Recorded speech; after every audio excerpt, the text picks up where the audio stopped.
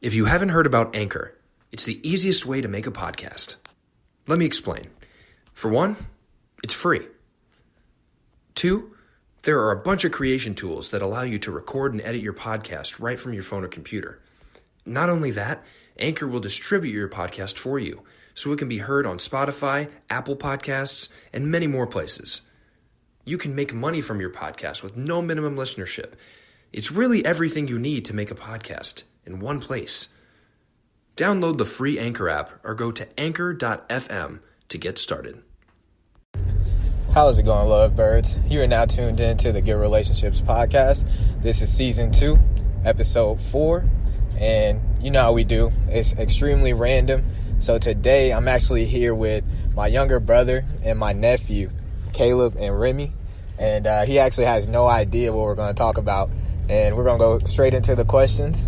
So my first question for you is what has been your biggest learning experience from being with multiple women? Biggest learning experience from being with multiple women.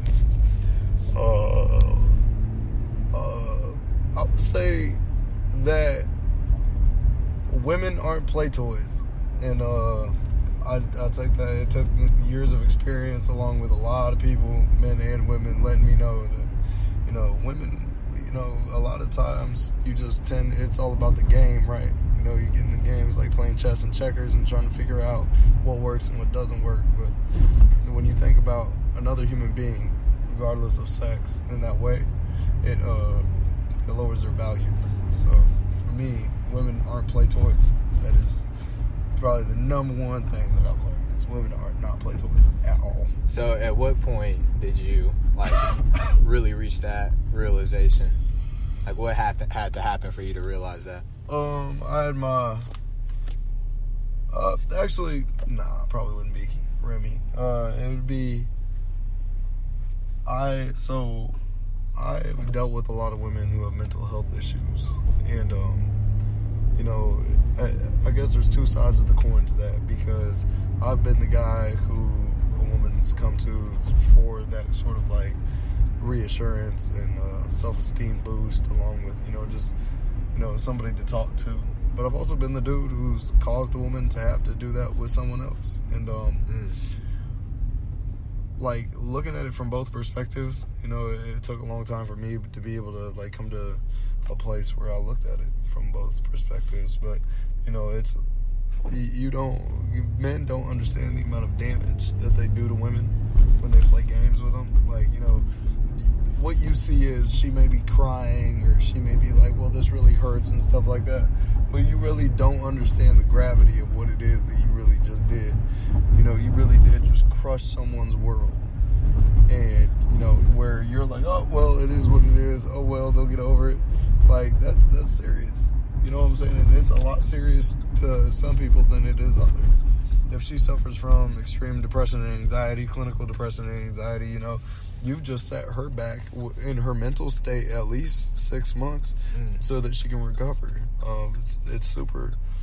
It actually is super important for you to take into consideration what it is, what kind of damage you will cause this other person with the consequences of your actions. And that's crazy. So like when you're like deep into being involved with multiple women and you're learning these things, did you feel like yourself ever becoming actually attached to one woman at one point? Funny enough, I just had this conversation with somebody just the other day. You become actually I had it with Mensa. Hopefully, yeah, edit that out. But anyways, we were having this conversation, and it is a very disgusting, unhealthy attachment. But you get attached to every woman in some way, shape, or form. Like, people think that it's that you have the absence of emotion to do what it is you want to do, and actually it's you not being able to properly cope with something that happened to you when you were younger. Probably your relationship with your mother, might be the relationship with your father, or the relationship that you saw your father have with other women. But it's you get attached to every woman, and you tell yourself different things, like, oh, what I'm saying, like, oh, I'm just using her for sex, right? Like, yeah, I'm just smashing, bro. But you know what I'm saying? Like you find yourself getting to a place where you talk about some emotional things. You dabble a little bit, you know, just to see if you can get her to feel more for you than you do for her. And that right there, it's, you know, that interaction is actually an attachment to that girl. Like, you know what I'm saying? You need her to be attached to you. That's something you need, you know, so that you can always have, it's a control issue. Like, it's like you having control over her. It doesn't just stop at sex. It's you controlling her. And you do that with a lot of girls. Like, not only that situation, that circumstance, you got like the girl that you would never commit to, but you want all the benefits of the relationship. That's, you know, that has been me many times over. Like, you know, I want all the trappings that come with a relationship, but I want to be in one. Like, you know, if you want me to be in one, like, that's not going to happen. And that's another serious unhealthy. Like, that ruins women. That's why there's women who commit suicide over things like that. Like, it's really serious, and shit like that isn't cool, man. It's just not. So, I would say that if you're dealing with a man whore, you're a man whore yourself. You have some serious emotional issues that you need to be able to work past, because that's really what it is, man. How do you feel like you work through, you know, your emotional issues yourself? Like, how did you get through what you needed to get through to realize what you realized? Oh, I still am to this day. Please, you know what I'm saying? Please believe I still am to this day. I do not have it figured out at all.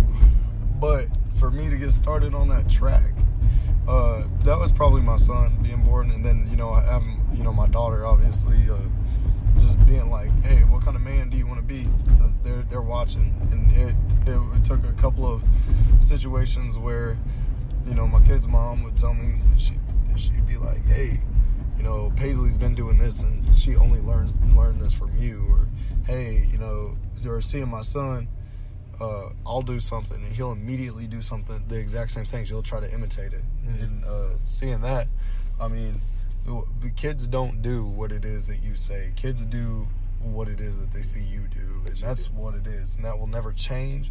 So that bullshit saying of do what I say, not what I do, like, that is probably one of the stupidest things I've ever heard in my life. That doesn't even equate with how children learn. So yeah, I think just wanting to be that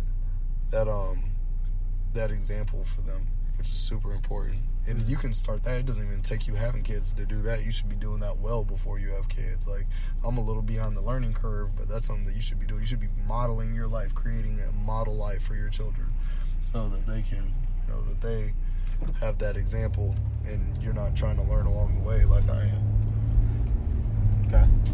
So for someone who is listening to this right now, and they're hearing you say things like, okay, maybe something is wrong with me emotionally right now. Like, maybe I have some things I need to work out in my past. Maybe I have some kind of situation that I haven't healed from with my mom or my dad. Where does someone like that start? Man, I don't know if there is like a moment in which you can like just start right now. You know what I'm saying? Like, to me, I'm a hard-headed motherfucker. I've been a hard-headed motherfucker my whole entire life. It's just how I am. This is, you know, you know better than I do. Like, I was like the crash dummy for the whole crew. Like, we're gonna let Caleb try it first, and then report back to us, bro. Let us know how it goes. So, like, for me, it's very, very. Yeah, I don't know, man. You know, I just think that you have to have an experience where you have to have a really shitty experience where you either got done in or you did somebody in, and you saw the ramifications of what it is that you did, and you're like, damn, all right, well, you know, so you had to like feel that internally, like some kind of. Yeah, I'm a big believer in the fact that people don't change until they get they have some sort of pain equated with why they should change. People don't change because something feels good. Because if something feels good, I'm never going to realize why it is that I should change what I'm doing. Right. So that being said, that's silly. You know what I'm saying? I've always thought that was like the stupidest thing in the world. Like, you're not going to do anything until you get yourself in the scenario. So, like, for me, personal story from when I was younger. I was not really that person. I don't really give a fuck. But So I got chlamydia when I was a kid. I was like 16, 17 years old. You know what I'm saying? Just somebody got me. It just was what it was. Somebody got me. But all my friends thought it was funny. They're all like, nah, bro. Like, you know what I'm saying? Like, dude, you mess with dirty bitches. Woo, woo, woo. Like, the reality was I didn't. You know, I got it from a girl she was a model athlete, great student. You know, she's probably a little looser than she should have been, but it wasn't really that bad. Like, she wasn't a bad girl. And I slept. So for the listener, I slept with everybody in high school. All of my whole friend group, they didn't start being promiscuous motherfuckers until they were like, man, until they were like 20, 21. And they used to laugh at me all the time until people started getting popped off. You know what I'm saying? Mm-hmm. Like, you will learn over time why it is that you shouldn't sleep with a whole bunch of girls. Or you'll learn over time why it is you shouldn't do this or shouldn't do that. But it is only equated with pain. Pain is the only thing. The pain retains is what my drill instructors used to tell me at boot camp.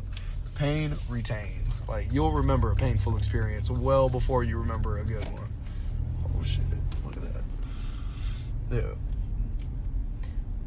So, and this question can conclude part one of this, podcast. But I really want to know, if you were to start all over, knowing what you know now, how would you do things differently? You being that 16-year-old or 15-year-old or maybe 13-year-old.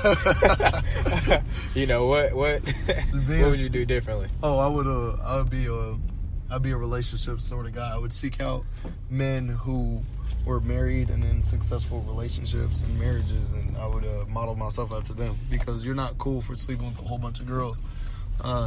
You're not cool for playing with people's hearts. I used to think that shit was cool, and I used to, act that way too. You know what I'm saying? Like, I used to interact that way. Like, I just, I'm out here, I'm breaking hearts. Bitches want me, bro. You know what I'm saying? Like, that's not cool. I would absolutely be a one woman kind of guy. Absolutely. Like, yes, a one woman kind of guy. I'd be in a monogamous relationship. I'm not gonna say all that, you know what I'm saying? Because husbands and wives, they like to play sometimes too. But I would definitely stick to one woman. You'll never be great without a good woman by your side. Straight up. Yeah, it won't happen. You'll never, ever be good without a great woman by your side. Okay. Well, stay tuned, lovebirds, for part two. Part two, we're going to talk about the real consequences of being with multiple women. And as always, stay blessed, not stressed. On Taking Sides, the marriage podcast, listeners send in their relationship questions, disputes, and current disagreements. Hosts Dalen and Ashley Seeley, known as the Dashleys on Facebook and YouTube, then take sides and offer their opinion on the matter. The goal of this podcast is not to be divisive, but rather to learn to come together, gain tools for making a relationship work, and learn that the best side to take is the one you come up with together. If you would like to have your relationship questions answered, send your questions to takingsideswitthedashleys@gmail.com to hear your questions answered on the next episode of Taking Sides - the Marriage Podcast on Spotify or wherever you listen to your favorite podcasts. Welcome back, lovebirds. This is part 2 of episode 4, season 2 of the Good Relationships Podcast. I'm here with Caleb and Remy, and we were talking about the real consequences of being with multiple women. And Caleb, my first question is what I just said.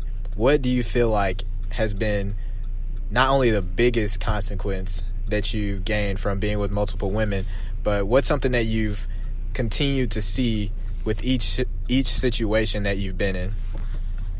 Outside of STDs? Man, I don't know. Emotionally, probably,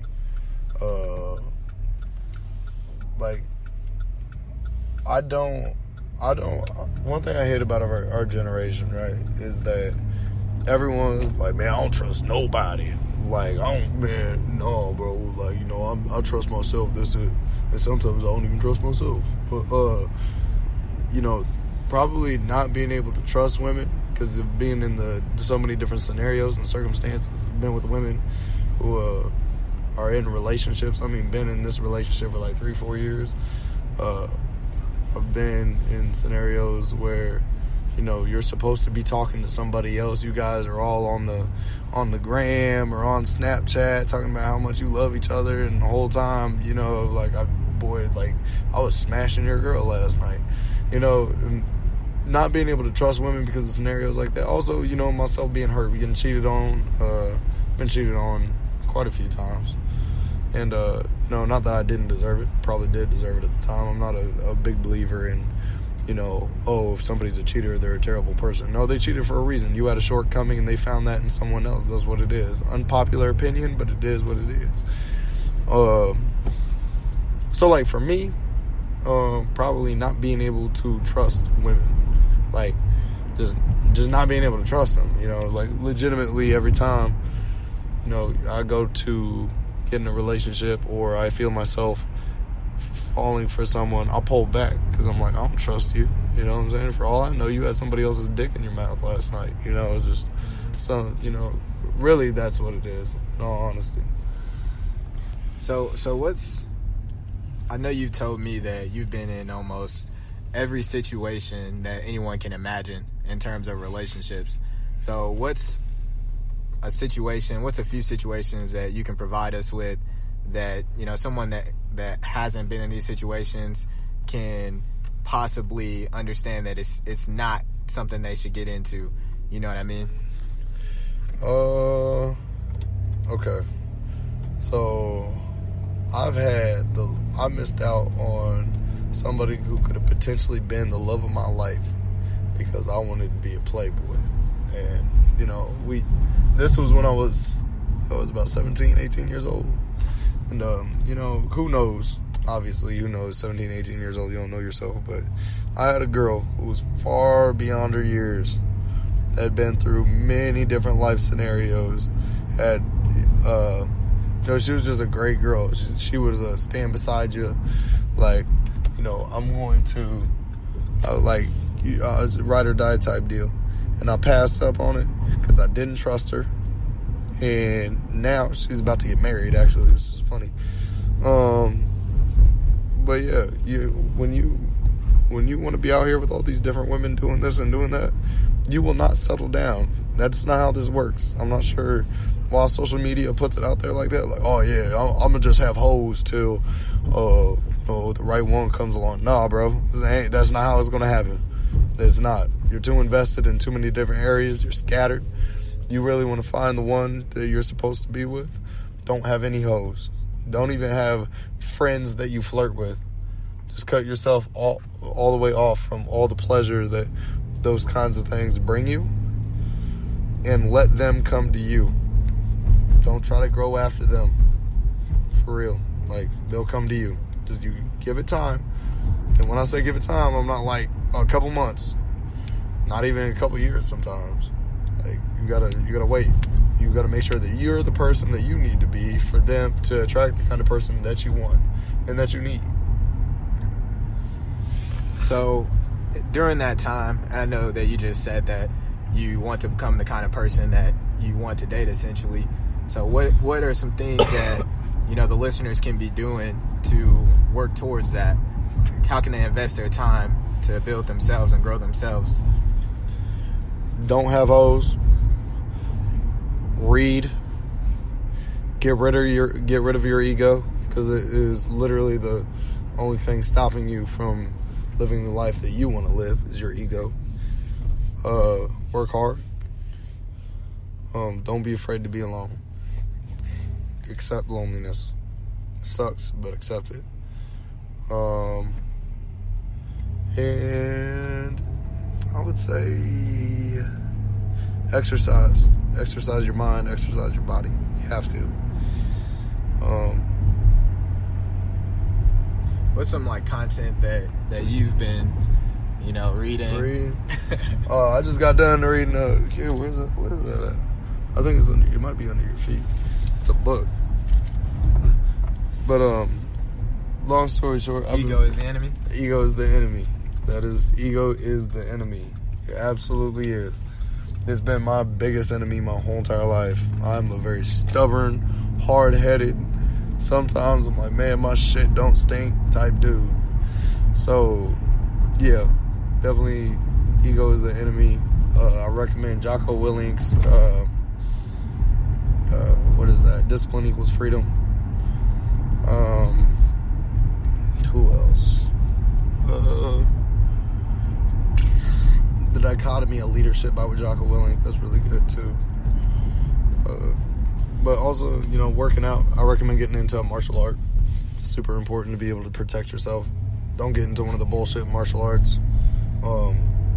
My recommendation: boxing, Muay Thai, Jiu-Jitsu, wrestling, kickboxing. Learn how to defend yourself. Learn how to take a hit. Because, if you can take that kind of pain physically, you'll be able to take that kind of pain emotionally. Yeah. But other than that, man, just that, I would say. Okay. What's some last advice that you can give to the lovebirds that are listening, the people who are possibly, thinking, hey, I want to get out here and I want to be with multiple people just because I got my heart broken, or I just want to do it because this is how I was raised. What's some last minute advice you can give to these people?